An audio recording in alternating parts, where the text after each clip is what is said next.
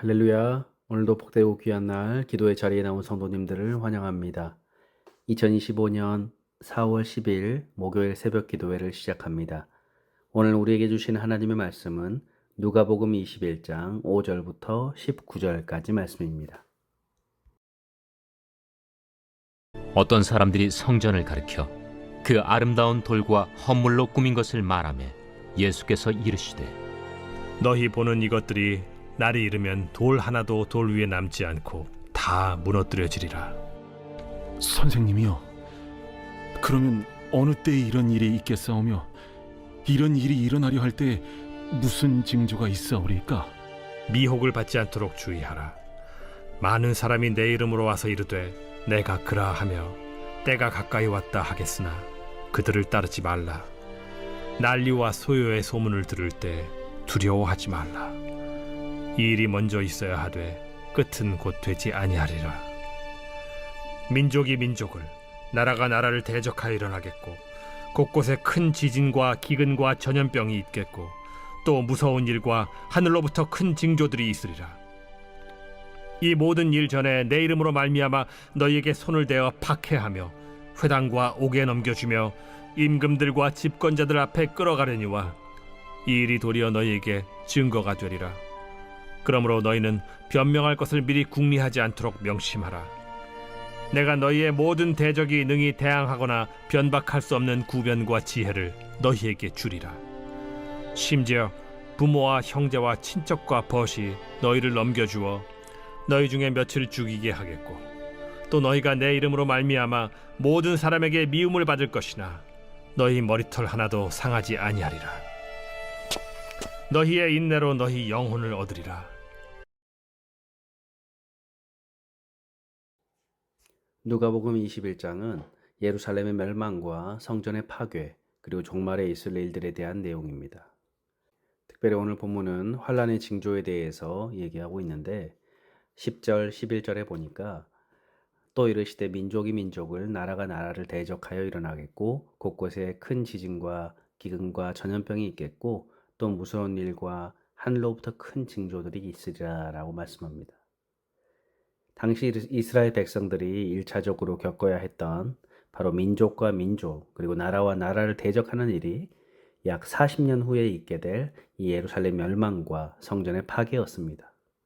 그 이후 지금까지 세계 곳곳에 지진과 기근과 전염병을 비롯한 하늘이 무너지는 것 같은 그런 무지막지한 일들이 발생하였죠.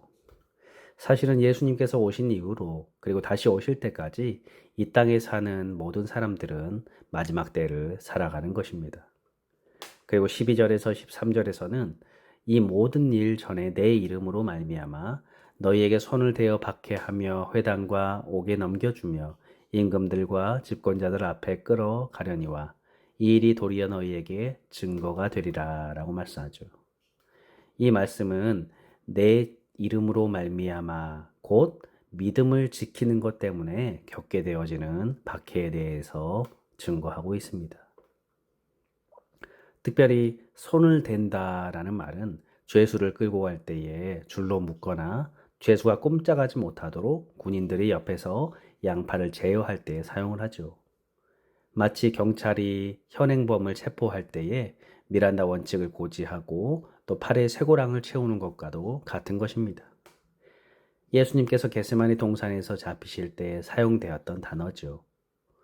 누가는 그리스도인들이 당하게 될 그 고난을 직접적이고도 매우 사실적으로 표현하고 있습니다. 또한 믿음 때문에 박해를 당하게 된다면 그것은 우리가 믿는 예수 그리스도도 그렇게 고난을 당하셨다라고 얘기를 하면서 우리에게 격려를 하고 있는 것입니다. 또한 누가는 주님을 믿는 것, 믿음 때문에 이 법정에 가게 되고 옥에 가게 되고 권력자들에게 끌려가게 될지라도 오히려 그것이 증거가 될 것이다 라고 말하고 있죠. 주님을 믿는 일 때문에 우리가 크고 작은 박해를 받게 되면 그것이 표면적으로는 고통스러운 일이지만 또한 주님을 전하는 좋은 기회가 될 수 있다라고 말씀합니다. 성도 여러분, 우리도 믿음으로 말미암아 우리가 억울한 일을 겪을 수 있고 또 이익 대신 손해를 볼 때가 있습니다. 오해를 받을 때도 있습니다. 하지만 그것이 밝혀지는 때에 그 모든 일은 바로 주님을 증거하는 기회가 될 수 있다라고 말씀하고 있는 것이죠. 또한 14절 15절에는 그러므로 너희는 변명할 것을 미리 궁리하지 않도록 명심하라. 내가 너희의 모든 대적이 능히 대항하거나 변박할 수 없는 구변과 지혜를 너희에게 주리라 라고 말씀합니다. 주님의 이름 때문에 우리가 박해를 받게 될 때에 주님께서 우리에게 처방전을 주시는 것이죠. 14절에 명심하라 라고 말하고 있죠. 박해를 당할 때 어떤 말로 변론할 것을 미리 생각하지 않아도 되는 것은 바로 자신이 잘못 행동하거나 악하게 행동하지 않았기 때문이기도 하지만 그 이유를 15절에서 주님께서 어떤 말을 해야 될지 알려주시고 어떻게 행동해야 하는지 일깨워 주시기 때문이다 라고 말합니다. 바로 15절에서 가장 강조하는 단어는 내가 라는 단어이죠. 주님의 이름 때문에 당하게 되는 박해와 고난은 주님께서 책임져 주신다라는 것을 말씀하고 있습니다. 성도 여러분, 우리가 하나님의 자녀답게 살고 하나님의 말씀에 순종하며 살 때에 박해를 당하는 것은 아담과 하와의 범죄 이후에도 계속 있었던 일이었습니다. 기독교가 공인되기 이전에는 지하 카타콤에서 숨어 살던 이 초기 그리스도인들, 특별히 지금도 모슬렘 지역이나 공산권의 국가에서 특별한 지역에서 복음으로 박해를 받는 그런 그리스도인들이 많이 있습니다.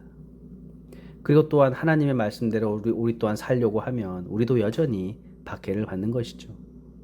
우리가 진리 앞에서 또 하나님과 더불어 살아가려고 한다면 곱지 않은 시선으로 우리를 바라보는 사람들이 있습니다. 그래서 손해를 보기도 하고 또 어려움에 처하기도 합니다. 그러나 우리가 소망 가운데 거할 수 있는 것은 주님이 우리와 함께 하시고 책임져 주시겠다라고 약속하셨기 때문입니다. 그리고 16절, 17절에서는 심지어 부모와 형제와 친척이 벗이 너희를 넘겨주어 너희 중에 몇을 죽이게 하겠고 또 너희가 내 이름으로 말미암아 모든 사람에게 미움을 받을 것이나 라고 말하죠. 부모와 형제와 친척, 벗은 인간관계에 있어서 매우 가까운 사이 아닙니까? 이들은 사실 서로 격려하고 품어주고 세워줘야 하는 그런 관계입니다. 그런데 그런 가까운 관계의 사람들까지라도 서로 고발하고 다른 사람에게 넘겨주는 일을 서슴지 않고 행한다. 몇몇은 죽음에 이르게 될 것이다 라고 말하고 있습니다. 여러분, 참으로 이 믿는 도끼에 발등 찍힌다는 그런 속담이 있죠. 우리가 살다 보면 참 내가 믿었던 그런 어떤 존재에게 상처를 받고 배신을 당할 때 마음이 아픕니다. 발등에 난 상처는 그리 오래지 않아서 아물게 되지만 그 마음에 난 상처는 훨씬 오래가는 것들을 우리는 보게 되죠. 마음에 난 어떤 상처는 평생 아물지 않기도 합니다. 진리와 생명의 길을 걷는 것은 바로 주님과의 관계를 최우선 순위에 두고 우리가 걸어가야 합니다. 가까운 사람들이 때로는 이해해 주지 않을 때도 있습니다. 그래서 상처를 받을 때도 있습니다. 그러나 그럼에도 불구하고 주님께서는 그 길을 걸어가야 한다라고 말씀합니다. 왜냐하면 18절에서 너희 머리털 하나도 상하지 아니하리라 라고 말씀합니다. 여러분, 우리 삶에 절대로 어려운 일이 일어나지 않는다라는 뜻이 아니죠. 하나님께서 우리의 세밀한 것까지 하나하나 지켜주시고 보호해 주신다라는 것입니다.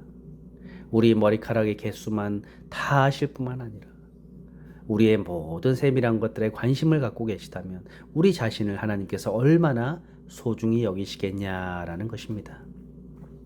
그러면서 우리에게 19절에 너희의 인내로 너희 영혼을 얻으리라 라고 말씀합니다. 하나님은 우리에게 인내하라라고 말씀하십니다. 우리가 신앙에 있어서 인내가 참으로 필요하죠. 우리의 영혼을 지킨다라고 하는 것, 부모가 자녀에게 가장 많이 하는 말 중에 하나가 바로 무슨 말이죠? 공부하라는 말이죠. 만약 부모가 자녀에게 공부는 네 마음 하고 싶은 대로 하고 싶은 생각이 들 때에 간절해질 때 그때 하면 돼 라고 말한다면 과연 자녀가 1년 중에서 공부하는 날이 얼마나 되겠습니까? 공부든 운동이든 그 무엇이든 간에 그것을 잘하기 위해서는 그것을 내가 하고 싶을 때만 하는 것이 아니라 하기 싫을 때도 그 마음을 극복하고 꾸준하게 하는 것이 중요합니다. 하나님께서도 우리를 하나님의 자녀답게 만드시기 위해서 요구하는 것이 있습니다. 그것이 바로 인내입니다. 그렇게 우리의 영혼을 얻는 것이다. 영혼에 해당되는 헬라어 단어는 푸시케라는 단어인데 이 단어는 영혼이라는 뜻도 있고 생명이라는 뜻도 있습니다. 이 단어는 숨을 쉬다라는 동사에서 왔습니다.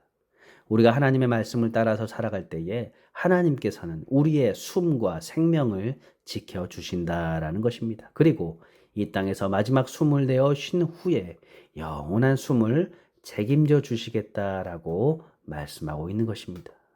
그러므로 사랑하는 성도 여러분, 우리가 더욱더 어렵고 힘든 시간, 믿음으로써 인내로 더욱더 하나님의 열매를 기다리고 또 기도해야 될 때임을 믿습니다.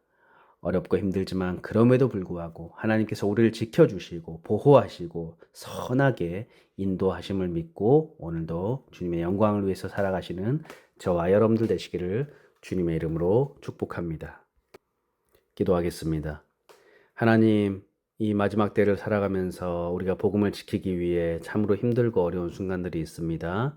때로는 억울한 일을 당하고 때로는 미움을 당할 때가 있고 또 참으로 쉽지 않은 그런 어려운 일들을 당할 때에 하나님께서 우리의 삶을 지켜주시고 우리가 믿음 위에 흔들리지 않게 하시고 주님께 더욱더 기도하며 또 말씀을 의지하며 또 나와 함께 하시는 예수님을 깊이 묵상하며 살아가는 저희들 되도록 인도하여 주옵소서. 감사드리며 예수님의 이름으로 기도드립니다. 아멘. 주기도문으로 예배를 마치겠습니다. 하늘에 계신 우리 아버지여, 이름이 거룩히 여김을 받으시오며 나라의 마옵시며 뜻이 하늘에서 이룬 것 같이 땅에서도 이루어지이다. 오늘날 우리에게 일용할 양식을 주옵시고 우리가 우리에게 죄 지은 자를 사하여 준 것 같이 우리 죄를 사하여 주옵시고 우리를 시험에 들게 마옵시고 다만 악에서 구하옵소서. 대개 나라와 권세와 영광이 아버지께 영원히 있사옵나이다. 아멘. 잠시 시간 기도하는 시간을 갖겠습니다. 먼저 말씀을 생각하면서 하나님 마지막 때를 살아가고 있을 때 우리가 더욱더 깨어서 기도하게 하시고 더 주님을 더 묵상하며 말씀으로 이기게 하여 주옵소서. 기도하시고 두 번째 우리 갈보리 교회와 또 우리 교우들을 위해서 우리의 자녀들과 또 이웃을 위해서 함께 이 시간 기도하겠습니다.